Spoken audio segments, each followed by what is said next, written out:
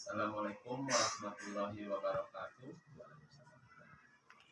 Terima kasih kepada Bapak Slamet selaku Kepala Sekolah SDN Cengkareng Timur 17 pagi.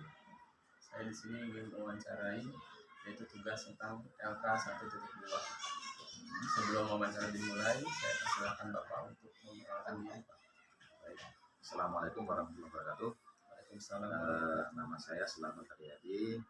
Saya selaku pimpinan di SDN Cengkareng Timur 17 pagi. RSD. Ya, Pak. Silahkan dilanjut.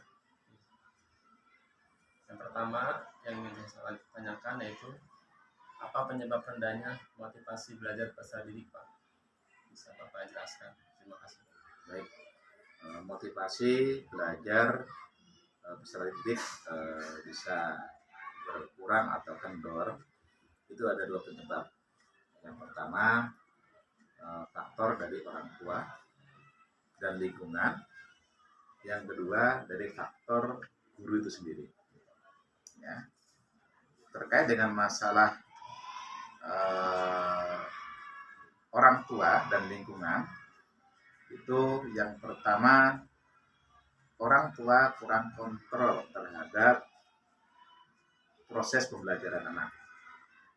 Ya, baik itu di sekolah ataupun di rumah.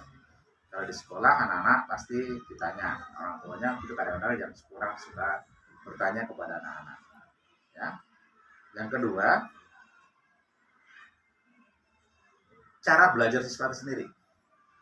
Ya, cara belajar siswa itu sendiri ini juga yang menyebabkan berkurangnya, yang menyebabkan rendahnya motivasi belajar. Yang kedua, memantau perkembangan siswa. Jadi orang tua kadang-kadang tidak memantau, baik itu ulangan harian, ulangan tengah semester, ataupun ulangan di akhir semester. Ya. Nah, kemudian yang ketiga, orang tua pun juga kurang memantau hasil kepribadian anak, baik itu tingkah laku, perilaku, sikap, ya, dan perkembangan ilmunya atau pengetahuannya. Yang keempat, memantau efektivitas belajar siswa di sekolah. Jadi ini yang menyebabkan orang tua kurang kontrol terhadap anak. Kemudian yang kedua, faktor dari gurunya, ya, yang menyebabkan anak tadi kurang termotivasi untuk belajar. Mungkin yang pertama satu, materi pembelajarannya mungkin ya kurang menyenangkan buat anak. Yang kedua, semangat gurunya untuk menyampaikan kepada anak yang juga berkurang. Kemudian motivasi, ya. Yang selanjutnya juga metode, ya, metode cara penyampaiannya. Dan selanjutnya adalah aturan-aturan yang ada tidak disampaikan.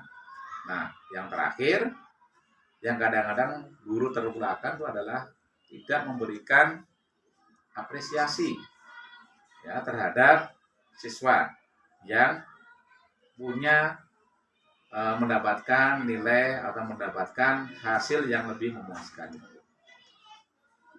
Oke. Pertanyaan berikutnya, Pak. Apa penyebab kemampuan peserta didik kurang dalam operasi itu, dalam matematika itu, dalam pembahasan perkalian, Pak? Apa penyebabnya?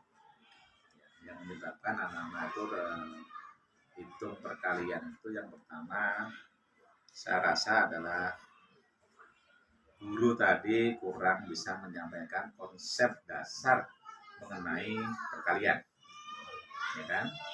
Apakah itu berupa teori ataupun prakteknya.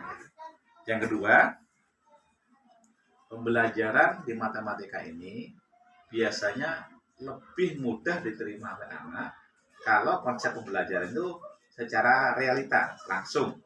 Jadi misalnya dengan menggunakan alat peraga, ya kan, atau apa saja yang kira-kira sekiranya pokoknya konsepnya langsung terhadap anak dan anak bisa melihat langsung apa yang diinginkan oleh guru berupa perkalian. Misalnya 2 kali 3 ini ada apa mangga, ada 2, ada 3, ada 3 kali, ada berapa jumlahnya, nah itu lebih mudah saya rasa itu, ya.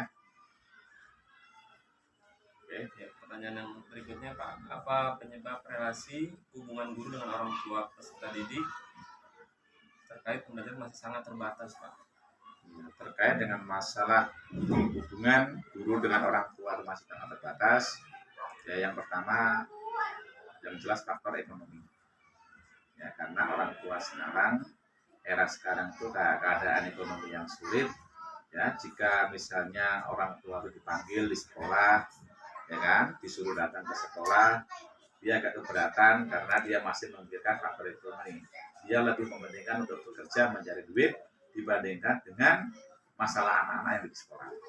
Kemudian yang kedua, pola komunikasi, ya, antara guru dengan orang tua itu kadang-kadang tidak tersampaikan, ya, karena tadi orang tua saking sibuknya, ya kan, kemudian disampaikan lewat anak, kadang-kadang ya orang tua ya udahlah biarin aja lah, itu aja. Jadi saya rasa hanya itu aja untuk faktornya, faktor secara ekonomi dan faktor komunikasi dengan orang tuanya yang kurang tersampaikan. Ya, terima kasih kepada Bapak Slamet sebagai kepala sekolah SD Cengkareng Timur 17 pagi atas wawancara yang saya lakukan. Selebihnya mohon maaf apabila ada kekurangan atau pernyataan yang kurang baik. Saya akhiri. Assalamualaikum warahmatullahi wabarakatuh. Waalaikumsalam warahmatullahi wabarakatuh.